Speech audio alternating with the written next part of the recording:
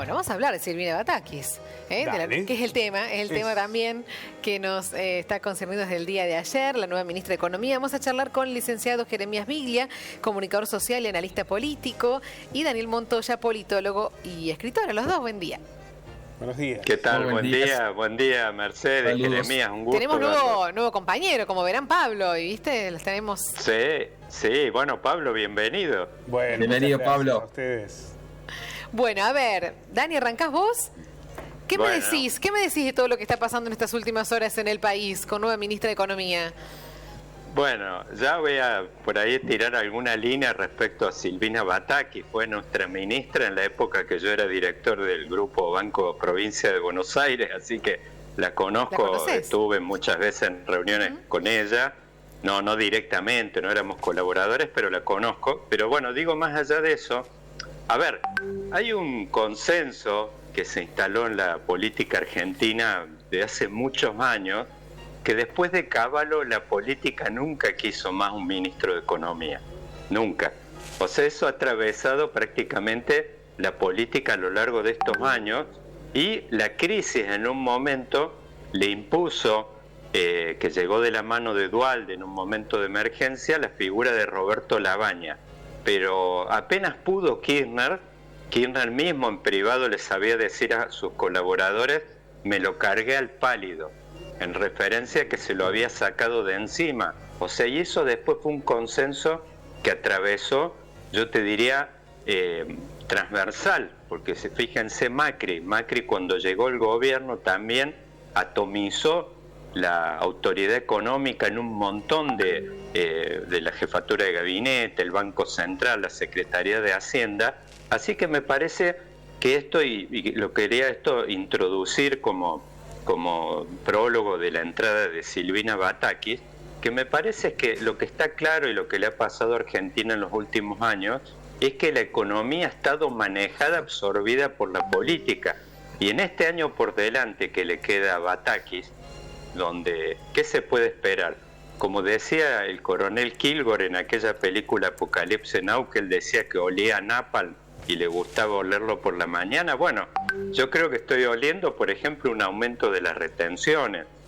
Seguramente van a apretar los dientes con las cuentas fiscales, y lo que va a tratar, y por eso ahí hacía referencia a cómo predomina la política, seguramente lo que va a tener Batakis como consigna del poder político en este año por delante, que no se puede esperar ningún tipo de reforma estructural. Ella ya lo adelanta cuando dice no se pueden esperar bajas de la inflación de un dígito, esas cosas. Lo que sí se puede esperar es que aprieten mucho los dientes, de que ajusten mucho las cuentas fiscales, que miren el tema de las cuentas de impuestos, los subsidios, para proteger el interés político principal del kirchnerismo, que es Cristina y el Instituto Patria dan por perdida la elección nacional del año que viene. Lo que sí van a intentar preservar sus intereses políticos en la provincia de Buenos Aires, y que no se repita de ninguna manera lo ocurrido en 2015, cuando el oficialismo enfrentó una debacle generalizada, con todo lo que implica, que después fueron los asedios en la justicia, sus ministros presos y todas estas cosas. Así que me parece que esa es la tónica, que lo que queda por delante. Silvina Batakis es una Blas Yunta, lo que era Blas Yunta para Boca. Va a ir al barro, pierna fuerte,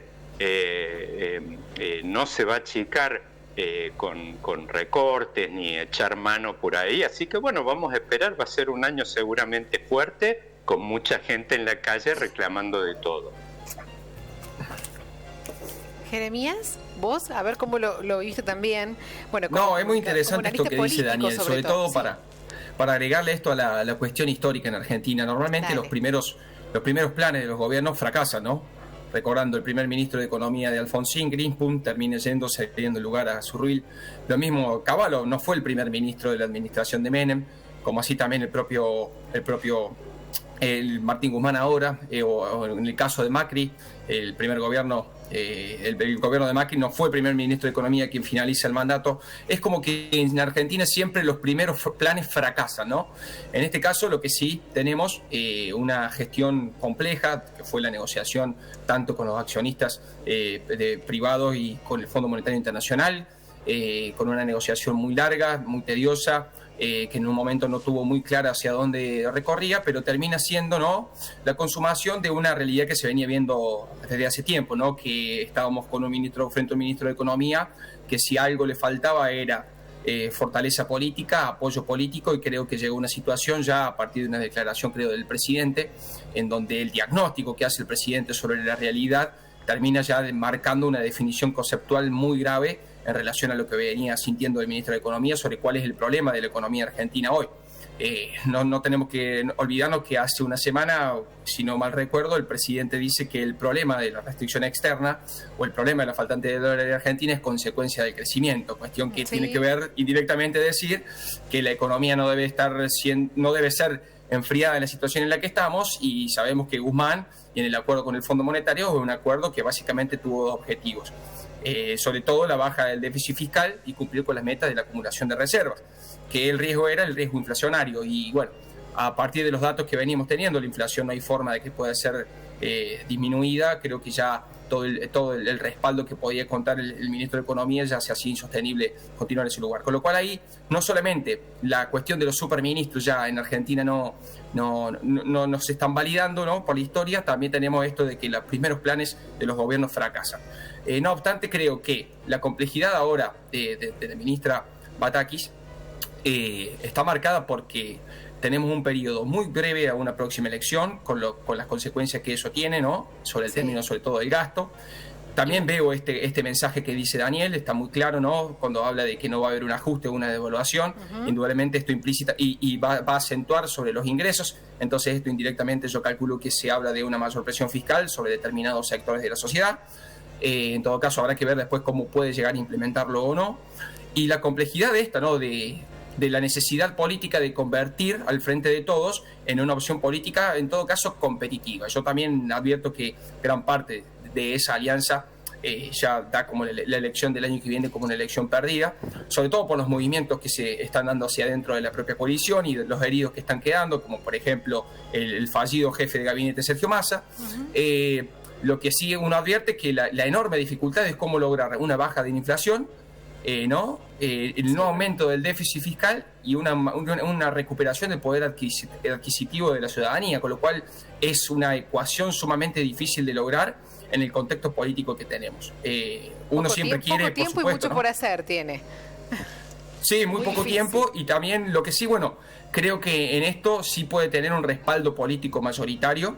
Creo que, en cierta manera, por el periodo que queda y las opciones que tiene el gobierno hoy, creo que va a contar con un respaldo político mayoritario al que encontró Martín Guzmán, pero bueno, siempre teniendo todos estos desafíos, porque son sumamente complejos y a su vez contradictorios, ¿no? Porque tenés el problema de la inflación, el problema de las reservas, el problema de la acumulación de divisas, la discusión de los subsidios, si se va a continuar o no con la segmentación, cómo va a ser implementada esa segmentación, nada más en un tema tan candente como la energía. La verdad que es un escenario sumamente complejo, de un tiempo que corre, pero sí pareciera que hay un mayor respaldo político a Silvina Batakis, que creo que eso puede darle al menos un mayor ordenamiento a un programa que nunca pudo ser implementado a raíz de esto, ¿no?, de las incoherencias políticas que tuvo el Frente de Todos hacia adentro. ¿No ven aquí una oportunidad que quizás se abre?